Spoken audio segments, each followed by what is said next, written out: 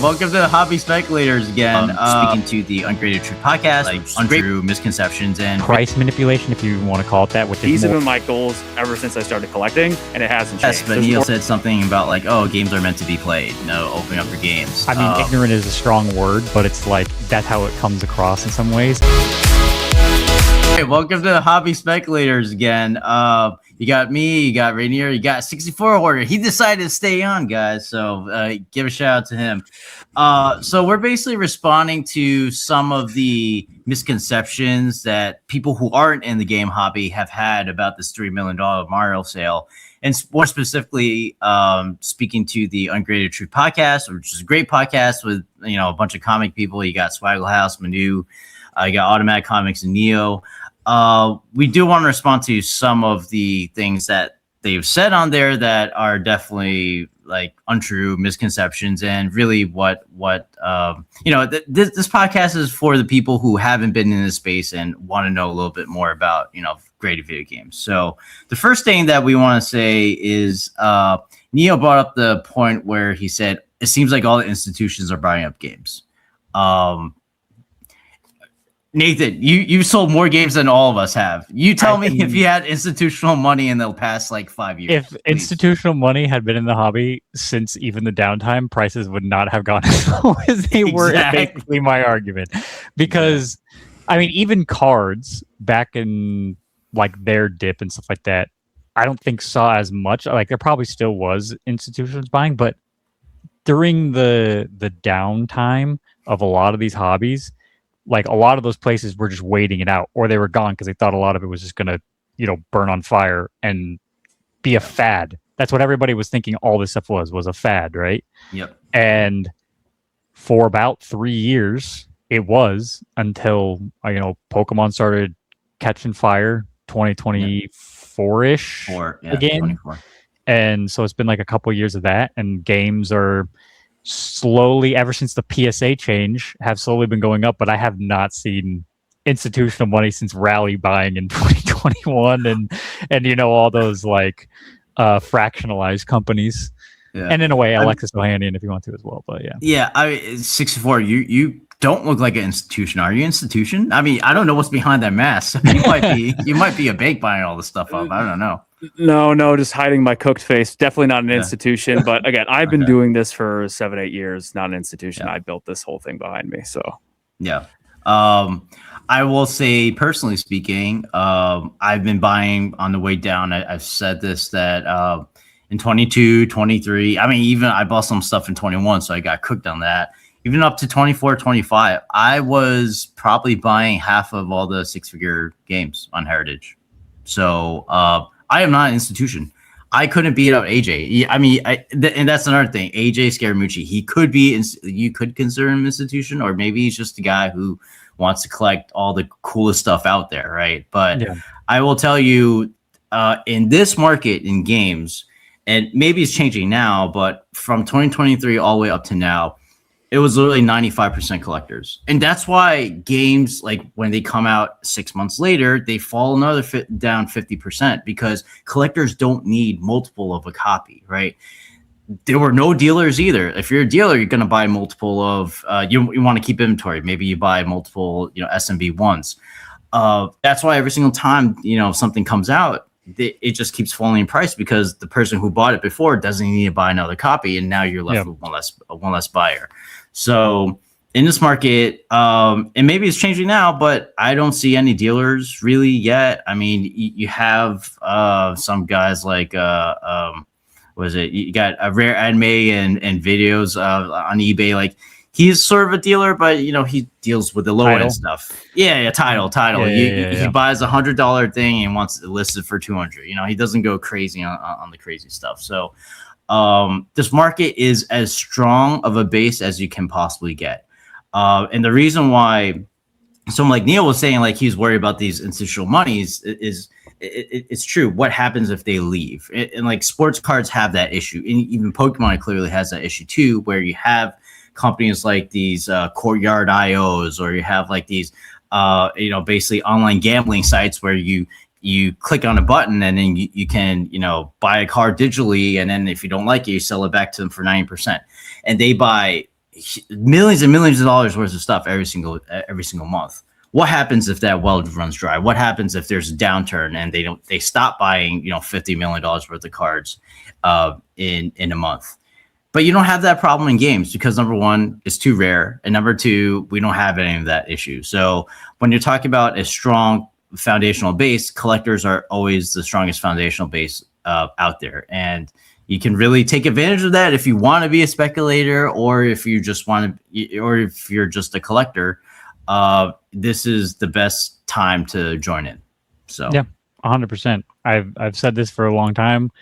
There's never been a better time to be in games than now compared to any other hobby. You don't have to deal with a lot of the BS that you see in cards with like price manipulation, if you want to call it that, which is more just like market fluctuations consistently, because Pokemon, and I would even say TCG and sports cards as a whole, is very ADD, ADHD in the fact that like you have a chase for about a month and a half and that card goes ballistic.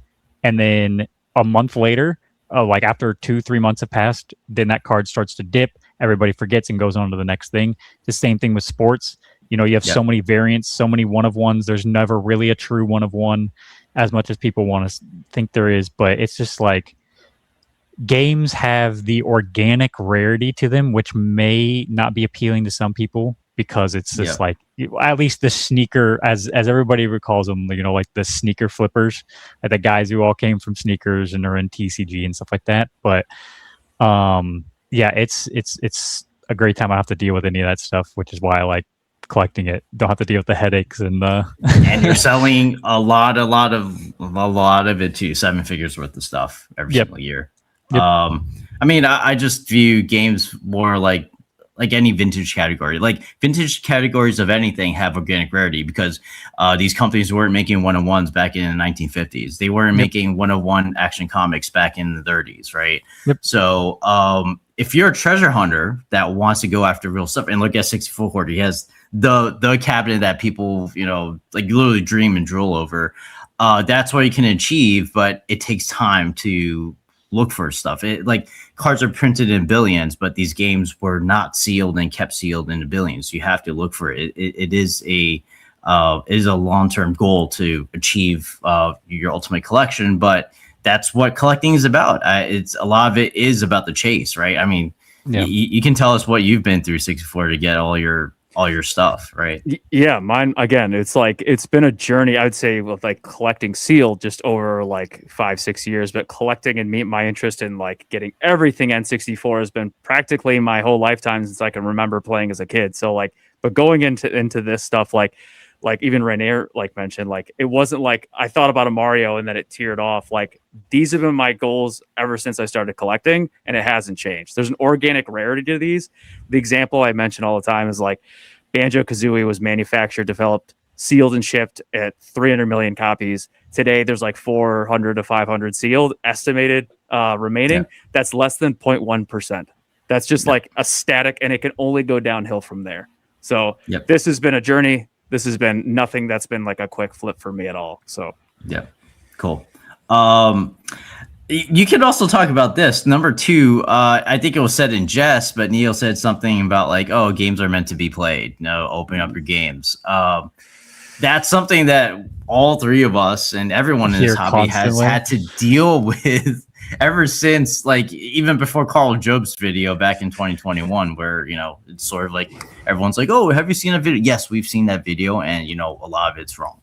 But even though it's said in jest, it's sort of, I don't want to say it's a sore subject, but it's just something that we have been exposed to over and over again, and it's just plain ignorance, right? Like, and the comic people understood that. They're like, oh yeah, you're supposed to read your comics. They took it in jest too, but it's sort of like, we're all in the same boat, guys. Like, games are not something that it's like, oh, if you only buy games, you can't buy comics. You can buy whatever you want.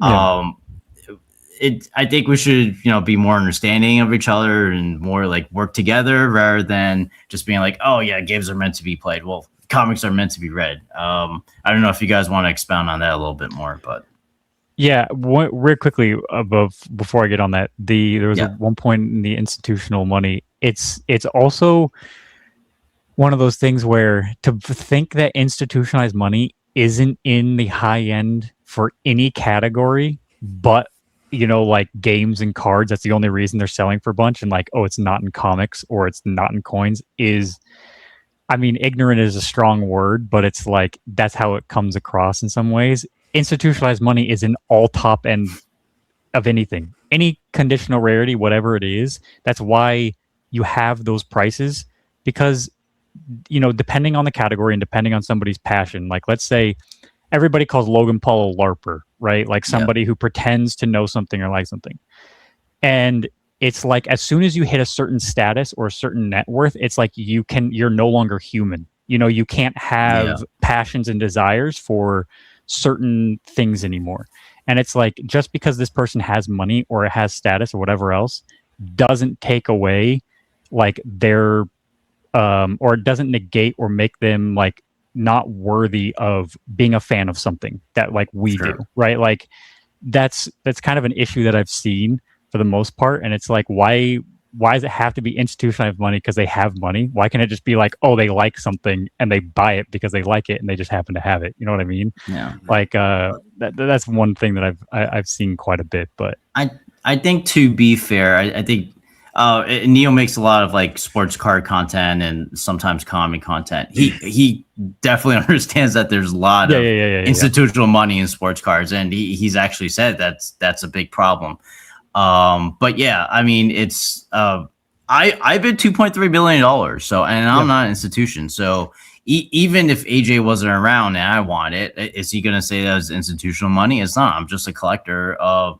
Clearly have some means of and funds to buy it, but it's also like he just doesn't understand the market. And it's fair to be like, when the $15 million Action Comics 1 sold, we're like, hey, how come everyone forgot about games? But they feel the same way now for this $3 million dollar sale. And it's just sort of, hopefully we can just come to more of a understanding, because I don't know a lick about comics, but I do understand that.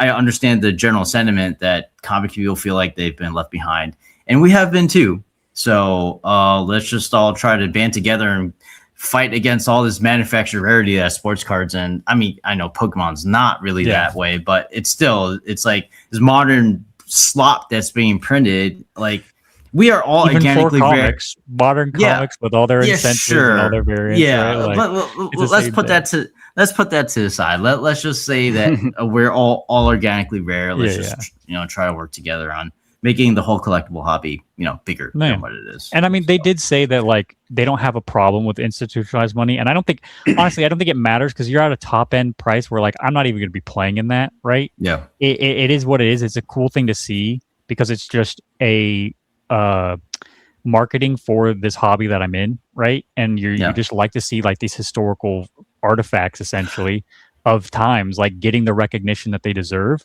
It's a little bit different when you get into the mid to low end, which is what cards all are. Like I think there's a company from China that's literally like, we're trying to buy up over 50% of the gray felt hat PSA 10s.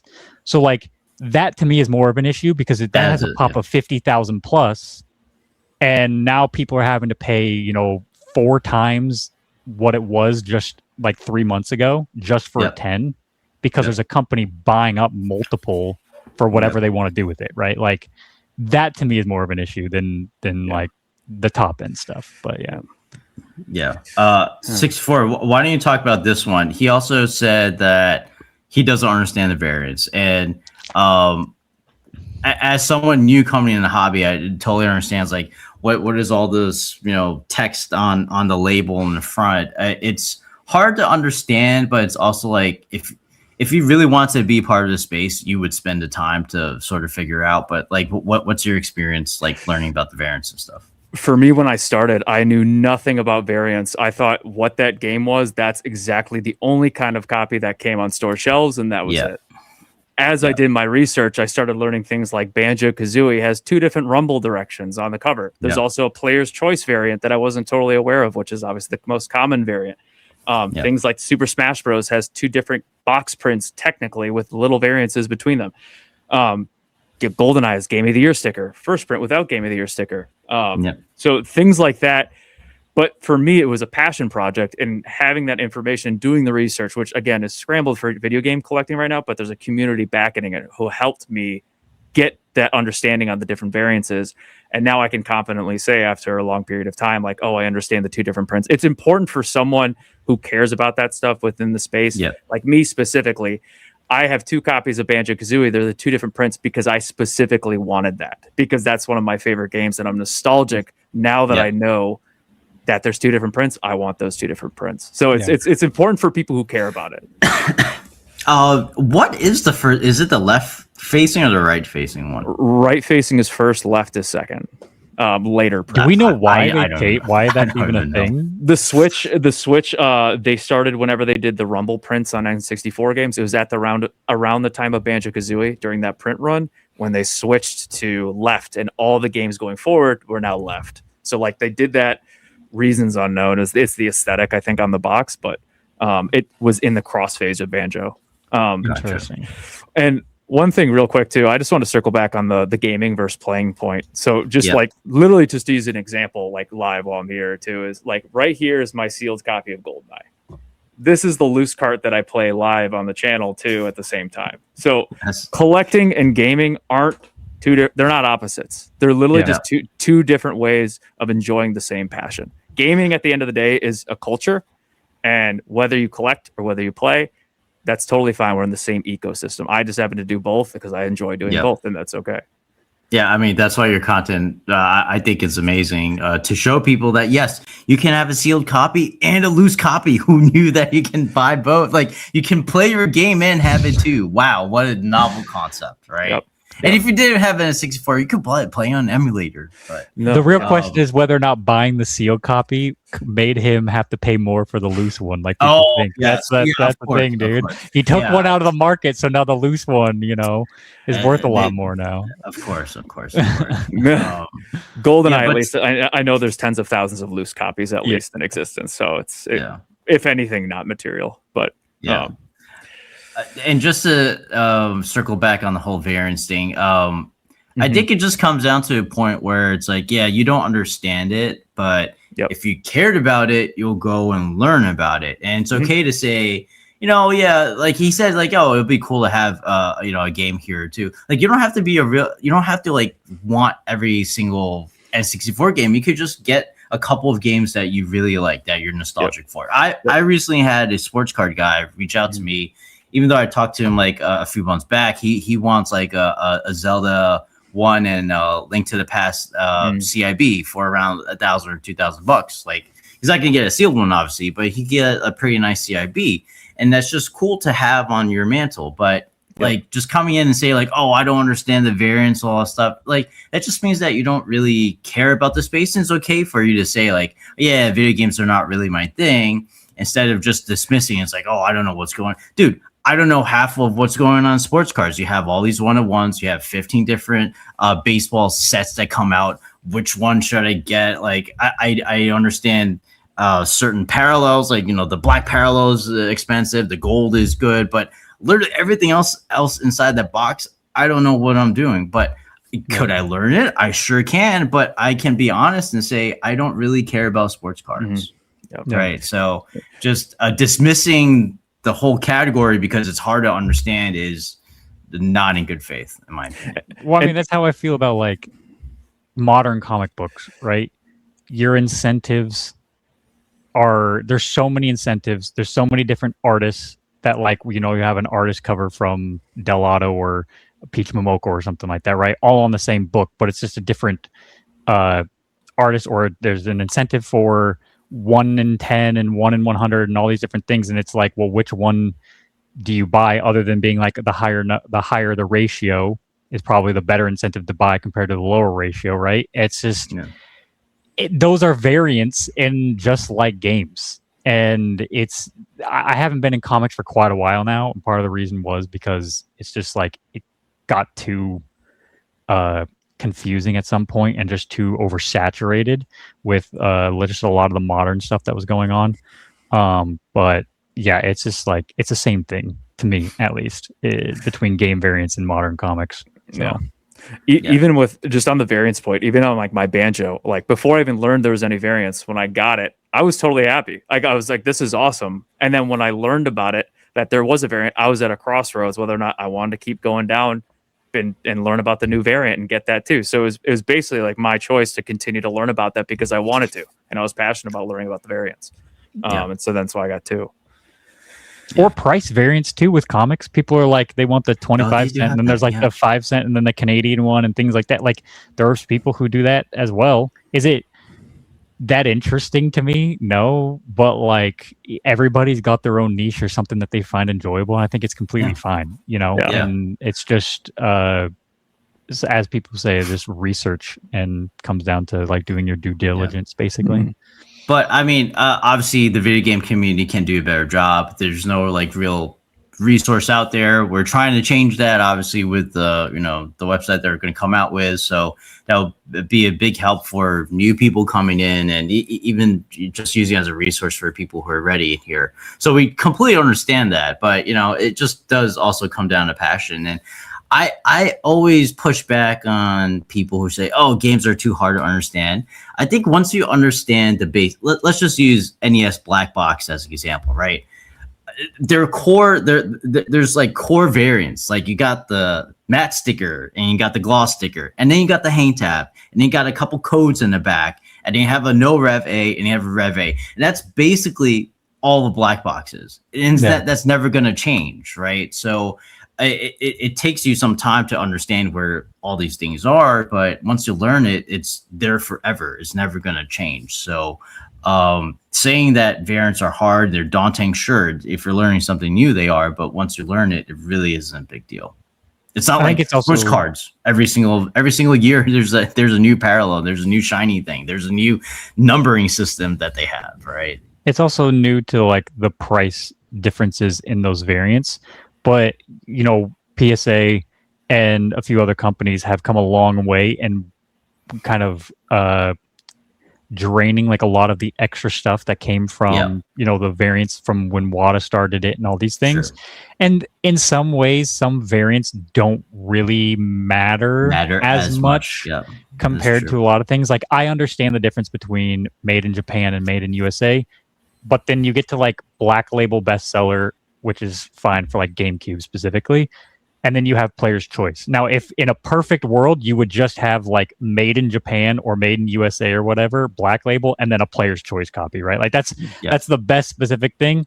But, the thing with games is there's such a popular item, especially during, 90s and 2000s and stuff, that you had so many like GameStop exclusive revisions. And Best Buy, well, not just revisions, right? But you had partnerships between companies that were like KB Toys, Metroid Prime, and Target sticker Metroid Prime, and Target and things like that, right? Like you had these collaborations between a lot, which I think adds into it, but it doesn't really matter. It's, as Hoarder said, it's like it's very niche. I have a Napster Metroid Prime 2, but I just prefer that over because Napster's dead now for the most part. It was an interesting part of growing up and stuff like that, and I used it and I was just like, it's just a cool little thing to have with the game. So you don't like the waiver controller one with the Kmart? I need sick.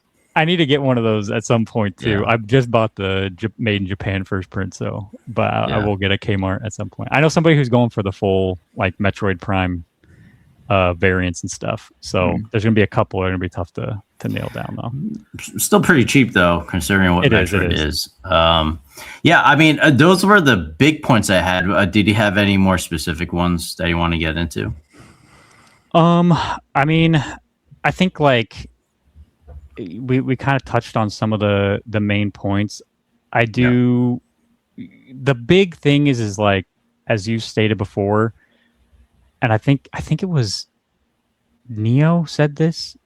Or somebody had mentioned that like comics haven't had their rebound the way some of these other have, but like games, I would argue that games haven't even had a rebound. Like the only thing that has had a rebound really is Pokemon. Sports cards, I don't really know you can really say rebound because I don't think Michael Jordan 10 prices have moved since like the it's dropped Fleer that much. 86 not, but all the other stuff. Yeah. But like, I'm talking like the top chase MJ card, right? Like Sure. To my knowledge, I'm pretty sure some of those haven't moved as much. So like the only hobby that has surpassed its COVID is Pokemon. And in some ways, One Piece as well as also seeing a boom in Lorcana and all these alt cards. But like games just now, will that happen for comics? I don't know. I think there's mangas coming in, and I think manga's like super popular. It's getting more popular than comics. I think comics just have a lot of other issues in terms of the popularity and kind of the growth for it. What I think Golden Age stuff is fine though. Like I don't think you can go wrong with Golden Age and some Silver Age stuff. But it's just supply and demand. It's just superheroes aren't as cool as they were when Endgame was coming out. You know what I mean? Like games at least have like Twitch and YouTube and like all this constant content. I mean, there's still movies with stuff, but we're seeing I think a Gears of War show is coming out soon. Yep. God of War game show is coming out. Fallout has crushed it. So it's making and we've seen a correlation between the Fallout release and then the game, like just game sales for CIB. Right? Like that was unheard of 5 years ago. And Last of Us, which we'll kind of see what happens there. But like we're seeing more and more games get adapted into movies, and we're seeing more companies kind of go back. Like Warner Brothers just released a trailer today where it's like they're going back to like that nostalgic aspect and had like Tweety Bird in it and this very old Warner Brothers Looney Tunes type of music and stuff and animation. And I think a lot of places are starting to realize we're at this certain point basically where our age, the stuff that we grew up on, we're now like getting more and more money and we're willing to spend it on these things. And so now they're going back to what it was, right? OOT remake, Halo remake, Black Ops 1 and 2 getting ported to PC, PlayStation.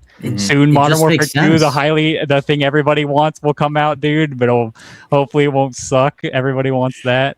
So we'll see what happens, but like I mean GoldenEye, it just makes sense. It's like nostalgia sells. You saw like the He-Man movie that came out. It's just easier for gaming companies just to remake stuff that people already have instead of making new IPs. Very risky, a ton of money, especially like AAA game making is very perilous right now. That's why you see all the like these indie things coming out because they can move around. They're a lot shiftier and they don't have to spend like $500 million to make a game. But it's I think the landscape is certainly shifting, but games are as popular as they've ever been before. It is the biggest entertainment medium out there, right? It's $200 billion every single year. You got Pokebros saying like, Pokemon's worth $200 billion of franchise value over its lifespan.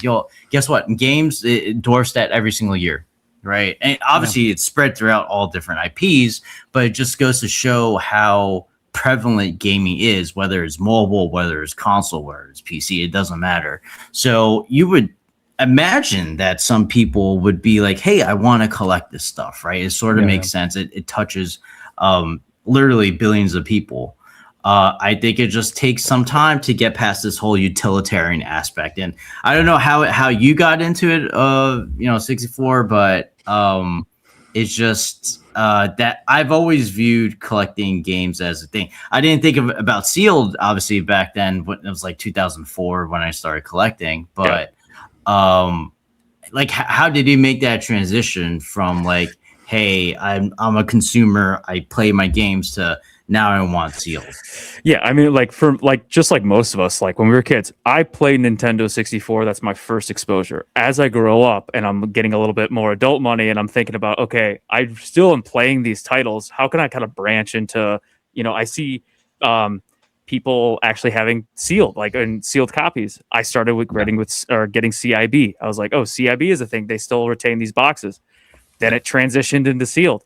Then it transitioned to sealed and graded. But it's been a passion project of mine that I've like kind of incrementally been going through each, because it's been something that I wanted to ultimately end at. And so like for me, like I still held on to the gameplay aspect, because it's not like just because I'm now collecting completely invalidates my gameplay and like, you know, my want to gameplay. Like, so I do both at the same time now still. And I know I pointed that earlier, but that was kind of my progression overall. And I still maintain both because that's just who I am as a collector. So, but how did he go from CIB to sealed? Because there are plenty of people out there who can't make that jump, and then from sealed to graded, right? Because now it's money laundering all of a sudden. Like, how did he make that transition? Yeah. So for me, complete in box to sealed for me was, it was around 5 or 6 years ago is when I made the actual transition. And so prices for then like CIB or whatever. And then when you start to get into sealed, obviously there's an uptick there, but how I got into it, basically, I saw a lot of influence, like for me, it was all about preservation. And so I started to trickle into it. It's preservation of art. It's art at a raw form. Gaming is a culture. There's so many different things you could call a culture, but for me, like gaming, N64 for me is, whether it's playing or looking at it on my shelf behind me, it's art, it's culture, it's nostalgia worth preserving. So for me, I knew immediately when I had CIB, oh, I can get this sealed and I can actually preserve this piece of history. Okay, I'm going to do that. Oh, I can get this enclosed in a case. And, you know, however people think of the grading company's authentication and validation, at least it's a third party doing it. I can do that as well, to at least them say, hey, this is, from what we can tell, a legitimate copy that you're preserving in this grade.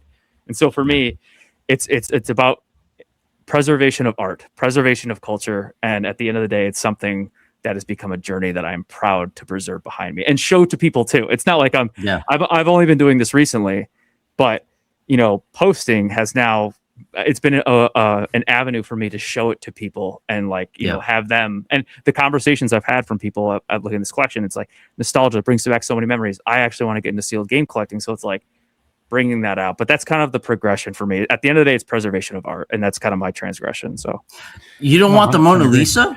Yeah, no. You want a Banjo-Kazooie? You don't want Mona Lisa? I'm good on Lisa for now. I'll take another banjo though. I'll run that again. Oh my god! I mean, I do. That's why I think like this is a pump, whatever else you want to call it. But I do think there's validity in cells, right, from TV shows and even sketches, and we're seeing like video game art, right? I think the floor on some of those is like 50K plus, right? Yeah. Like you're that hobby is in and of itself something crazy and independent that we've seen. And so like people would rather have that over your traditional, you know, even a Banksy painting or, you know, something that's like super well, you know, that's hundreds of millions of dollars, is you're seeing like, well, I don't have any attachment to it. So we also don't have the money. Tennis. That's why we also don't have the money. I mean, obviously, you know, there's a safety in buying that stuff, and in some ways, it's kind of like, well, that it's an American culture thing too. Art is very like worldwide, right? Like there's a lot of from, you know, different parts of the world, but like for at least from an American standpoint, it's. I'm not going to say art isn't important, but like we're just seeing our generation pick up a different way of like things that we want to display, whether it's TV shows, games, movies, right? Like there's validity in a lot of things outside of essentially just comic books now, and even coins. So all the fads that everybody thought was going to go away aren't going away, and they're really just becoming like things that people want. So I mean, but we know the people who have been in here, they're still going to stick around. Yeah, we're still a small community, obviously. When you have populations this low, even if you had like 10 people come in with some means, it would literally blow up the market, because there aren't enough Banjo-Kazooies out there. There aren't enough high grade Super Mario 64s out there. So I mean, if you're interested in it, I don't want to pump it, but it's also like it's the matter of fact is that there's not enough supply for everyone to have sealed, and then eventually we need CIB to be a thing, or high grade CIB, because honestly they look pretty similar on the shelf. Yeah, you see the plastic, but it looks, a high grade CIB is absolutely beautiful as well. You can't really tell the difference. So, but when you talk about sealed collecting, you better do it now, or you might never get one. That's just how it is. But yeah, I mean, let us know your guys' thoughts about this. I don't know if Neil will see this. I don't know if Swatch will see this, but even if they don't, at least there's some counterpoints to what has been said and what I think the prevailing thought has been for people who aren't in the space. You're getting it from three people who've been in the space for. We've been through the highs of the pandemic. We've been through the lows, and we know exactly who bought stuff. I bought a lot of this stuff too, so I can. Collectors have been buying for the last 5 years, man. That's 5 years, bro. That's why it keeps falling 50% because one guy's lopped off. You only have two left, and then it's just I know they know collectors have this thing where they're just allergic to collecting dupes. Yes. Yeah, and it's just like I am too. I have like 5 or 6 Kirby's Adventure for the NES, just in a spot because it's so cheap. I think it's cheap, and you're not going to find NTSC, like the US version compared to the Canadian one that pops up a ton. And so and most sealed copies are raw or French. So it's just like I don't have a problem buying dupes. I wish I bought more dupes of like OOT Pokemon and SM64 and Pokemon back in the day, but yeah. Or Japanese stuff, any Japanese stuff. Woo-wee. Hey, if another Atomic Purple Game Boy Color comes up for like first print, I'm definitely buying it. I don't care how many of those I have to stack. and that guy right there, he spent 6 figures on games already, so he's gonna buy more. Yeah, I remember Final Fantasy VII is 100K, bro. Hey man, I bought another second print for 9.8 plus. I'm all in on it. I think that game is too culturally relevant. Remakes are coming out, and it's their best seller. So one day, you ask people what's the Final Fantasy character it's Cloud. It's just Cloud, just what it is. Cloud and not Tifa. Anyone else. Yeah, well, that for Gooner reasons. But yeah, we get that. But yeah, let us know what your guys' thoughts are. And share it. Share this to people who don't know about the game market. You're hearing from the horse's mouth. We've been here. We're not telling lies. It's just what it is. So thanks, guys. Do you think institutionalized money should be in games or hobbies? That's what we need to know. Let's just get a poll going. Yeah. So far, it's only been one guy. So at the very least, we'll leave on this. Even though I didn't win it, and it makes me a little bit sad. At the very least, I got some validation from AJ to be like, he believes in this space. He wouldn't buy just the best of the wicker basket or the best antique furniture out there, because he probably doesn't see a future in that, but at least he sees a future in games. So shout out to AJ. At least you believe in it, and you got clearly all of us believing in it too. So all right, have a good one, guys.